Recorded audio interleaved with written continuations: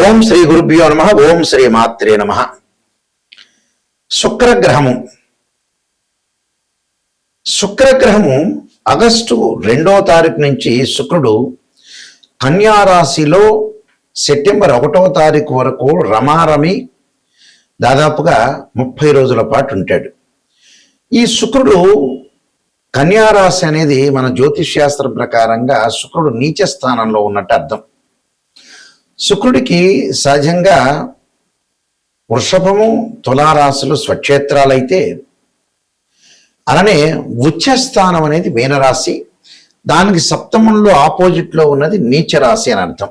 అంటే నీచస్థానం కన్యారాశిలో నీచస్థానంలో శుక్రుడు ఉన్నట్టు. ఈ శుక్రుడు వివాహానికి సంబంధించిన కారకుడు. సుఖాన్ని, భోగాన్ని, సౌఖ్యాన్ని, లగ్జరీని, వాహనాన్ని, బంగారు నగల్ని, దుస్తుల్ని, కాస్మెటిక్స్ కానీ, అందంగా ఉండటం కానీ, బ్యూటీగా ఉండటం కానీ, క్యూట్గా ఉండటం కానీ, వీటన్నిటి కూడా కారణమయ్యేవాడు ప్లానెట్ ఏంటంటే వీనస్ ప్లానెట్. శుక్రగ్రహము సప్తమ భావకారకుడు అంటారు జ్యోతిష్యంలో. శుక్రగ్రహం బాగుంటేనే మ్యారేజ్ లైఫ్ అనేది అనుకూలంగా ఉంటుందని, కొంతవరకు ఒక 30-40% సపోర్ట్గా ఫైనాన్షియల్ పరంగా ఉండే డెవలప్మెంట్స్ కానీ, ఇలాంటి వాటిలన్నిటికీ కూడా శుక్రుడు కారణమవుతాడు. మరి ఇప్పుడు చెప్పే ఫలితాలు ఏంటంటే గోచార రీత్యా చెప్పే ఫలితాలు అంటారు. గోచార పరంగా ఎవరి రాశి దగ్గర నుంచి అయినా సరే వాళ్ళు ఎలా చూసుకోవాలి, వాళ్ళ రాశి దగ్గర నుంచి 1, 2, 4, 5, 8, 9, 11 స్థానాల్లో ఉంటే శుక్రుడు మంచి ఫలితాన్ని ఇస్తాడు. అంటే వివాహ సంబంధాలు కానీ, లవ్ అట్రాక్షన్ కానీ, ప్రేమికులు కానీ, ప్రేమించటం కానీ, అలానే వివాహ సంబంధాలు, సంతానము, డబ్బు అన్ని రకాలుగా అనుకూలంగా ఉండాలంటే శుక్రగ్రహం అనేది మన జాతకంలో అనుకూలంగా ఉండాలి. అలాగే గోచారరీత్యా కూడా 20% గోచారం 20% సపోర్ట్గా ఉన్నా కూడా మన జాతక పరంగా శుక్రగ్రహాన్ని చూడాలి. అంటే ఈ గోచారం అంతా కూడా ఉద్యోగము, వ్యాపారము, సంతానము, డబ్బు, ఈ నెల రోజుల పాటు ఎలాంటి నిర్ణయాలు తీసుకోవాలి, ఎలాంటి విషయాలు తీసుకోవాలి, ఎలాంటి మనం ఖచ్చితమైన నిర్ణయాలు తీసుకోవాలి, ఎలాంటి తప్పుడు నిర్ణయాలు తీసుకోకూడదు అని చాలా జాగ్రత్తగా అనుసరించేదే గోచారం. నిర్ణయం అనేది కరెక్ట్గా ఉండాలి. మన 6th సెన్స్ చెప్తున్నట్టుగా నిర్ణయం అనేది కరెక్ట్గా ఉంటే లైఫ్లో మనం ఖచ్చితంగా ముందుకు వెళ్ళొచ్చు. అంటే ఈ నెల రోజుల పాటు ఎలాంటి నిర్ణయాలు, మంచి చెడుల యొక్క నిర్ణయాలు నిర్ణయించేదే గోచారం అంటారు. This is the transit system. దానికి ఎలాంటి పరిహారాలు చేసుకోవాలి, ముందుకు వెళ్ళాలి. అలానే ద్వాదశ రాశుల వాళ్ళందరికీ కూడా శుక్రగ్రహం అనేది ఎలాంటి ఫలితం ఇవ్వబోతుంది ఈ నెల రోజుల్లో మనం తప్పకుండా నిజాన్ని తెలుసుకోవాలి. మకర రాశి వారికి శుక్రుడు యొక్క బలం ఏ విధంగా ఉండబోతుంది? పంచమ రాశ్యాధిపతి అలానే పంచమ రాశ్యాధిపతితో పాటు దశమ రాశ్యాధిపతి అయిన శుక్రుడు ఇక్కడ భాగ్యస్థానంలో ఉండటం ఎలాంటి ఫలితాలు జరగబోతున్నాయి అంటే, శుక్రగ్రహం వల్ల 9వ స్థానంలో ఏదైతే మకర రాశి వారికి భాగ్యస్థానంలో శుక్రుడు నీచపట్టడం వల్ల ప్రయత్నాలు పూర్తిగా కావటం, నూతన వస్త్రప్రాప్తి, మనోధైర్యము, ఆరోగ్యము, సర్వ ప్రయత్నాలు చేయటం జరుగుతుంటుంది. అంటే శుభ కార్యక్రమాలు చేసుకుంటుంటారు. వివాహ శుభ కార్యక్రమాలతో పాటు వృత్తి ఉద్యోగాల్లో అనుకూలంగా ఉండటం, ప్రతి విషయంలో కూడా ముందుకు వెళ్ళటం, ఆలోచన సరళిలో మంచి మార్పులు, మంచి సుసంపన్నమైన కుటుంబం నుంచి అమ్మాయి కానీ అబ్బాయి కానీ లభించటం, అలానే ప్రేమించిన యువకులు కూడా పెద్దలను ఒప్పించి వివాహం చేసుకునే అవకాశాలు, గతం కంటే కూడా ఇప్పుడు ఆరోగ్యం అనేది కొంత మెరుగుపడుతుంటుంది. గృహ ఉపకరణ వస్తువులు కొనుగోలు చేస్తారు, బంగారు ఆభరణాలు కొనుగోలు చేస్తారు, నూతన ప్రయత్నాలు సఫలీకృతం చేసుకుంటారు. కానీ ఇందులో నెగిటివ్ ఏమిటి అని అంటే, సంతానపరంగా కొన్ని ఇబ్బందులు కలిగే సూచనలు ఉంటాయి. అంటే సంతానం కలగలేకపోవటం, సంతానం డెవలప్మెంట్ చెందలేకపోవటం, అనేకమైన మానసికమైన బాధలు కలుగుతుంటాయి. ఈ మానసిక బాధల్ని ఓవర్కమ్ చేయాలి. శుభ కార్యక్రమాలు జరుగుతుంటాయి, కొన్ని ఏదో రకమైన అలజడి, మనశ్శాంతి లేకపోవటం, డబ్బులు వస్తుంటాయి, ఆర్థిక పరంగా అనుకూలంగా ఉంటారు, కానీ ఏదో రకమైన మానసికంగా సైకలాజికల్గా అన్సాటిస్ఫాక్షన్, మధ్యవర్తిత్వం అనేది మంచిది కాదు. వీళ్ళు చేయాల్సిన పని ఏమిటి అంటే తప్పకుండా శరీరే జర్జరీభూతే వ్యాధిగ్రస్తే కళేబరి ఔషధం జాహ్నవీతోయం వైద్యో నారాయణహరి అనే మంత్రాన్ని, అంటే ఆరోగ్యం అనేది ఇంకా మెరుగుపడటానికి, అలానే వివాదాలు శత్రువృద్ధికి కార్తవీర్యార్జునుడి యొక్క స్తోత్రం, ఇంద్రుడు యొక్క ఆరాధన చేయటం వల్ల వీళ్ళకి మంచి ఫలితాలు వచ్చే అవకాశం ఖచ్చితంగా ఉంటుంది. ఈ శుక్రగ్రహము మనకి కళత్రకారకుడు. చాలా మంది కూడా వివాహానికి ఏం చూస్తుంటారంటే కుజదోషాన్ని చూస్తుంటారు. నిజంగా ఏమిటంటే కుజదోషం కాదు.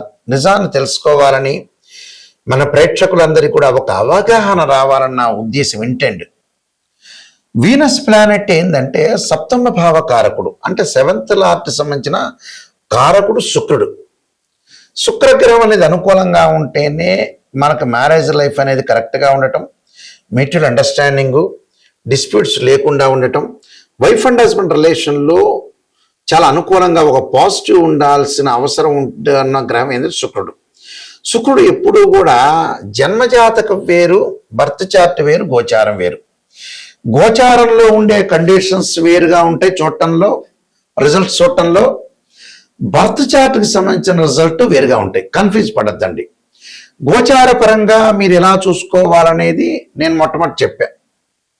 ఇప్పుడు బర్త్ చార్ట్ అంటే నాటల్ చార్ట్లో నేను చెబుతున్నాను. ఈ నాటల్ చార్ట్లో ఏమిటి అని అంటే ఎవరి జాతకాన్నైనా మనం వివాహం అవుతుందా కాదా, వివాహపరంగా డిఫరెన్స్ ఆఫ్ ఒపీనియన్స్ ఎందుకు వస్తాయి, మ్యూచువల్ అండర్స్టాండింగ్ అనేది లేకపోవటం ఏంటి, పెళ్లి అనేది ఎందుకు ఆలస్యం అవుతుంది, ఆలస్యం తర్వాత కూడా విడాకులు ఎందుకు జరుగుతాయి, వివాహం జరగకపోవటానికి కారణం ఏంటి అంటే పేరెంట్స్ అందరూ కూడా గుర్తుపెట్టుకోవాల్సింది ఏంటంటే చాలామంది కూడా 40 ఏళ్ల వరకు 50 ఏళ్ల వరకు పిల్లల యొక్క పెళ్ళిళ్ళు చేయకుండా డబ్బులు ఏదో ఖర్చు అవుతున్నాయని మ్యారేజ్ బ్యూరోలో కానీ ఆస్ట్రాలజర్ని అప్రోచ్ కాకుండా ఇలాంటివన్నీ చేస్తుంటారు. డబ్బులు ఖర్చు అయ్యే అవకాశం అందరికీ ఉంటుంది. ఒకవేళ వాడు ఏమన్నా మ్యారేజ్ బ్యూరోలో ఖర్చు పెట్టలేదా, ఆస్ట్రాలజర్ని కరెక్ట్ అప్రోచ్ కాలేదా, ఏమైనా ఆస్ట్రాలజర్ ఎక్కువ అడుగుతున్నాడా అనే ఉద్దేశంతో కూడా కొంతమంది ఆపుకుంటారు. ఇక్కడ జీవితంలో మనం ఎంత సంపాదించినా పిల్లల యొక్క పెళ్ళిళ్ళు కాకపోతే మనం సంపాదించిన డబ్బు వృధా అని అర్థం. అంటే దానికి అర్థము పరమార్థం లేనట్టు అర్థం. డిలే చేయకూడదు. వాళ్ళు ప్రేమ పెళ్ళిళ్ళైనా మామూలు పెద్దలు కుదిరించిన పెళ్ళిళ్ళైనా పెళ్ళి అనేది చాలా ఇంపార్టెంట్. అంటే తల్లిదండ్రులు సంపాదించిన డబ్బు ఎందుకు ఎవరు అనుభవించాలి అంటే పిల్లలే అనుభవించాలి. పిల్లలకి మళ్ళీ పిల్లలు లేకపోతే మనం డబ్బు సంపాదించినా కష్టపడినా వేస్ట్. అంటే ఏ కృష్ణా నదిలోనో గోదావరి నదిలోనో మూసీ నదిలో వేయటం మంచిది. అంటే పిల్లలు బాగుంటేనే పేరెంట్స్ బాగుంటారు. దానికి కారణం ఏంటి? శుక్రగ్రహం.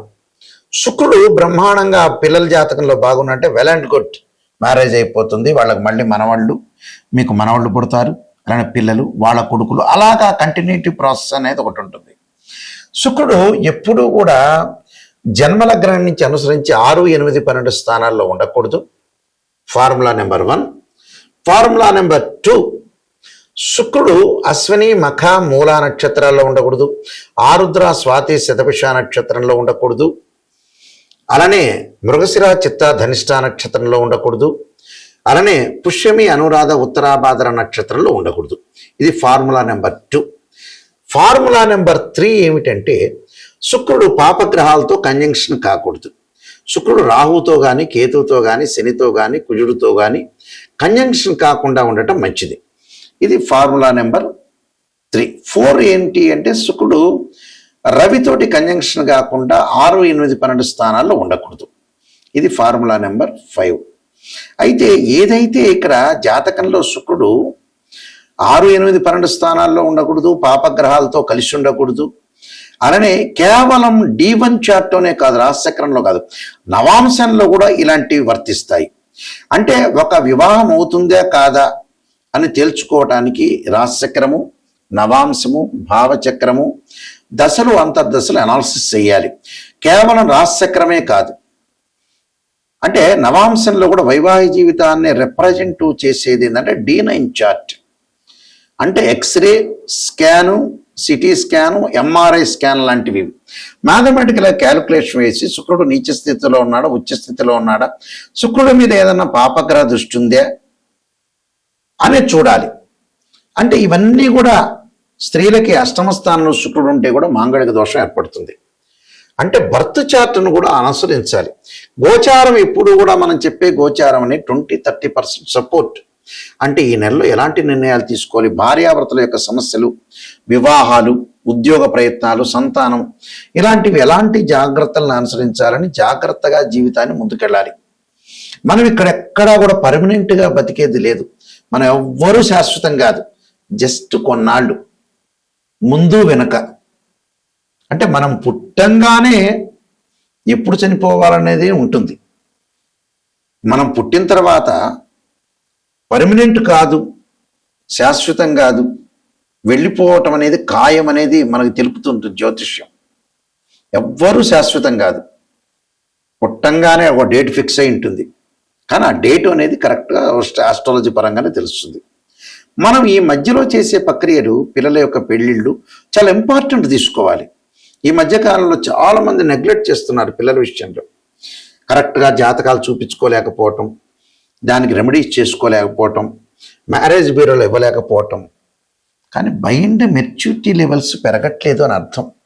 మనం దేనికోసం బతుకుతున్నాం, ఎందుకోసం బతుకుతున్నాం, ఎందుకు డబ్బులు సంపాదిస్తున్నాం అనే రీజన్స్ తెలుసుకోండి. ప్రపంచంలో ఈ విషయాలన్నీ కూడా క్లారిటీ తెలుసుకోవాలి. ఒక ఆస్ట్రాలజర్ని అప్రోచ్ అయినప్పుడు కూడా నిజం తెలుసుకోండి.